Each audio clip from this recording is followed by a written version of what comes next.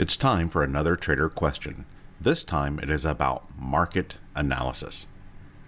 To those who gained profits today, what methods or tools did you employ for market analysis? Today proved to be challenging for me.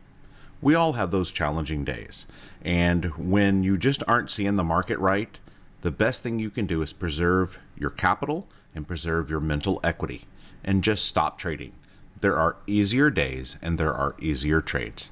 Now, to answer the question a little more specifically, the first thing I wouldn't do is put indicators on my chart that tries to tell me anything about market analysis. In our core strategy, we use price analysis, price action, and market profile principles. Are we one-time framing up? Are we one-time framing down? Are we taking out break levels? What is price action telling us? And we only trade the levels as they are presented to us. And let's say your first two levels that you are presented, let's say you do a break even and a loser. That's probably a good day to say, you know what, I'm out. No sense in exposing myself to unnecessary risk. Case in point, on Friday, I want to show you this post I made inside the group. The best indicator of sloppy price action is my break-even rate.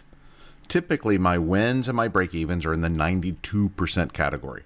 When I see my break-evens at 27%, I know this is not the right environment for me to be trading, and I'm done. Now, every Friday, I only trade in the morning. My mental exhaustion is catching up with me by the end of the week, and I have learned it is smartest for me to only trade the morning.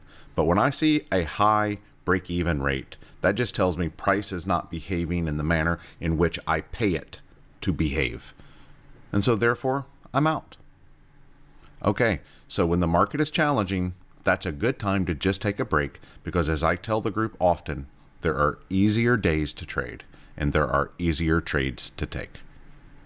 That's how one trader sees it. Have a great day.